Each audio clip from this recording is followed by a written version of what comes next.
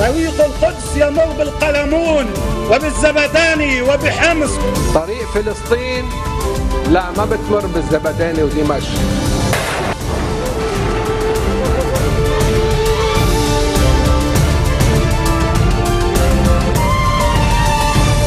Good afternoon, you're watching the English newscast on Future Television.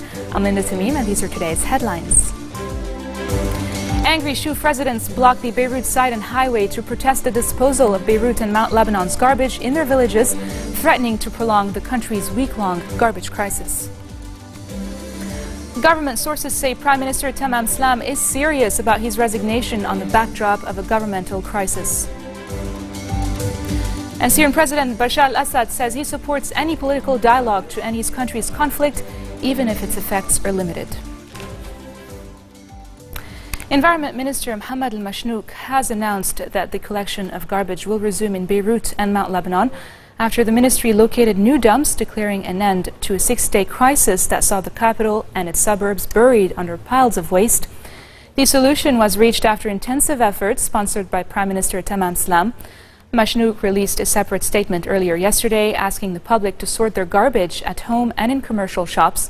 Massive mounds of garbage have accumulated on streets in Beirut and Mount Lebanon since the clean suspended trash collection a week ago, 2 days after the closure of Inami landfill.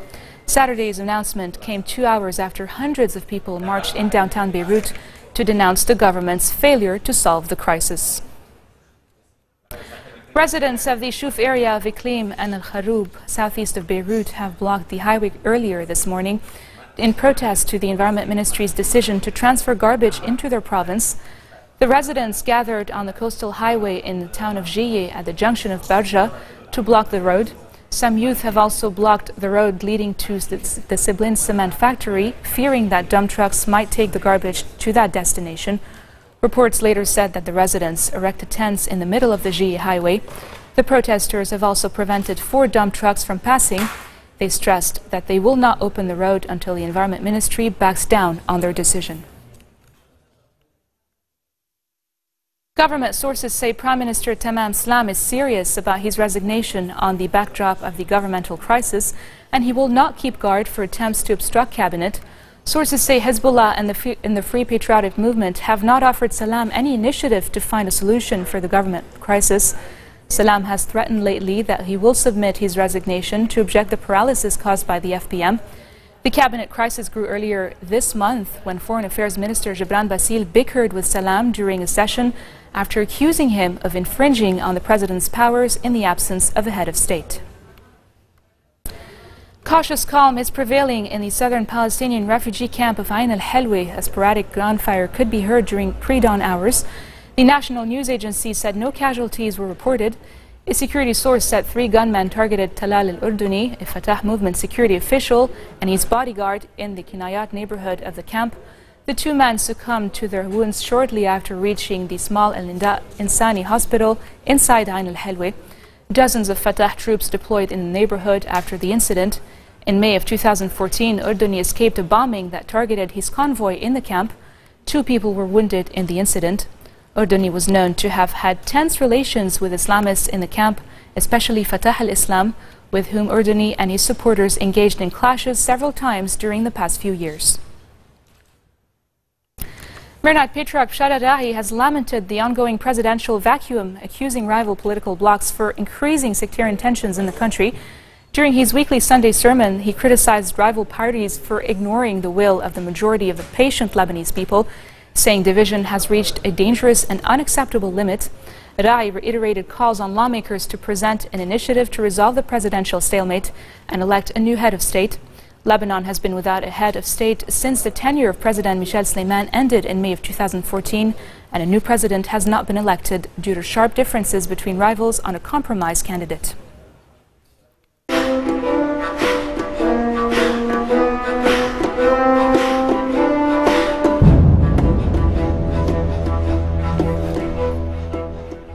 Syrian President Bashar al-Assad says he supports any political dialogue to end his country's conflict, even if its effects are limited. In a televised speech before local dignitaries in Damascus, the embattled president said any initiative not based on fighting terrorism will be hollow and meaningless.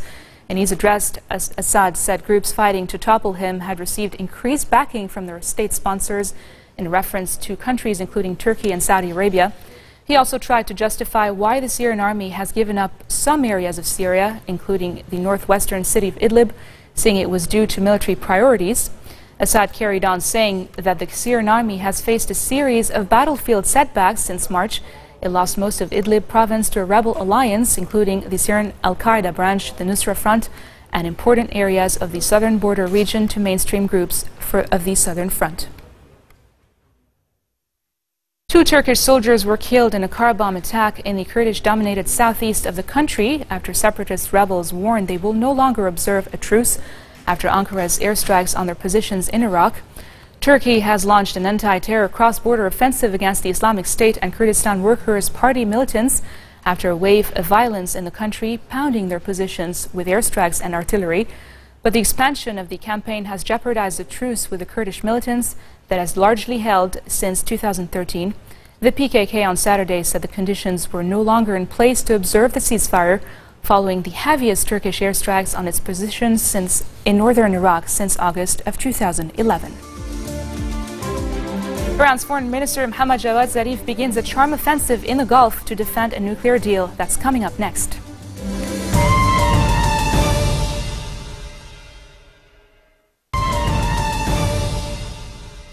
Welcome back. Iran's foreign minister began a charm offensive in the Gulf to defend a nuclear deal, seen by some Arab states as heralding greater Iranian support for armed groups and government opposed to the hereditary monarchies.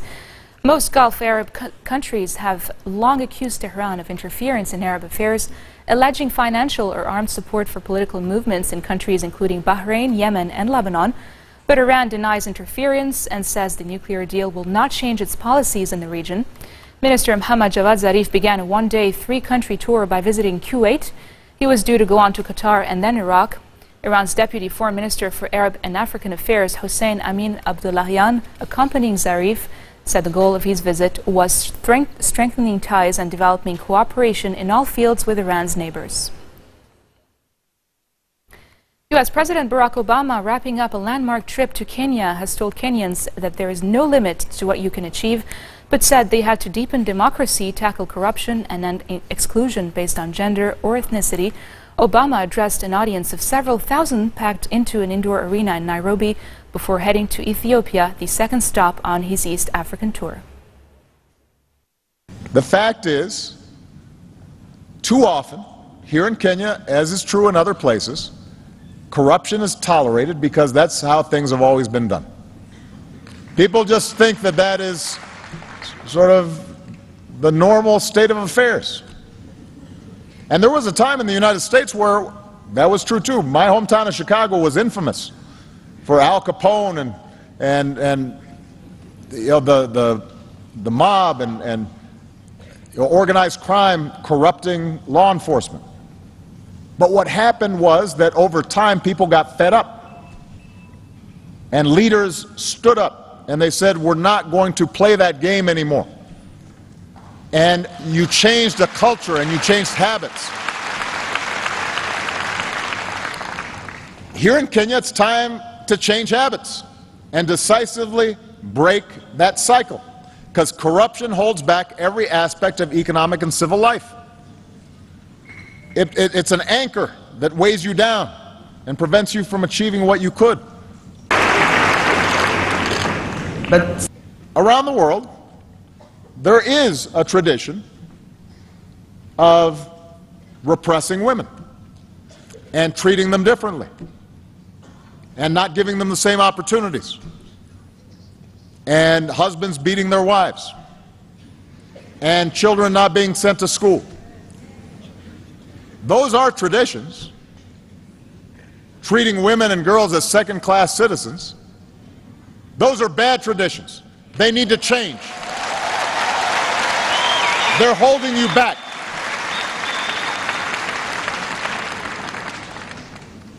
Treating women as second-class citizens is a bad tradition. It holds you back. There's no excuse for sexual assault or domestic violence. There's no reason that young girls should suffer genital mutilation There's no place in civilized society for the early or forced marriage of children. These traditions may date back centuries. They have no place in the 21st century.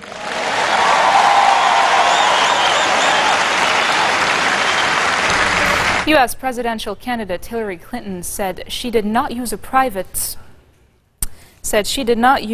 email account to send or receive classified information while she was Secretary of State. In response to a government inspector's letter this week, the email controversy has dogged Clinton's bid for the presidency, fueling worries that the frontrunner for the Democratic nomination has tried to sidestep transparency and record-keeping laws. During her campaign stop, she also declared her support for the nuclear deal the Obama administration has struck with Iran. Clinton said she didn't trust Iran, but said the agreement will put a lid on Iran's nuclear program. I think there's so much confusion around this that I understand why reporters and the public are, asking questions, but the facts are pretty clear. I did not send nor receive anything that was classified at the time. I support the president's agreement with Iran. I helped to negotiate the original sanctions that got us on that pathway. And the key to it will be enforcement. I don't trust the Iranians. Nobody should trust the Iranians. That's not, we're not expecting some kind of transformation on their part. This is a hard-headed agreement to put a lid on their nuclear weapons program. And then we still have to pay attention to their export of terrorism, their support of terrorists around the region and beyond, their destabilizing of governments, their threat to Israel, their threat to, the West, etc. We do have to pay attention to that, and we will when I'm president. But it'll be a lot better paying attention to that if we've got this lid on the nuclear weapons program, and that's why this agreement is so critical. Thank you so much. Thank you all very much. Thank you.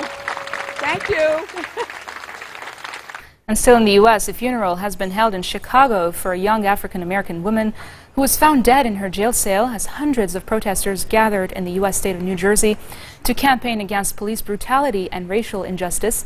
Sandra Bland, 28, died 3 days after she was arrested for a minor traffic violation in Texas. Family and friends of the Illinois woman remembered her as a courageous voice for social justice and promised to keep fighting for clarity on the circumstances surrounding her death.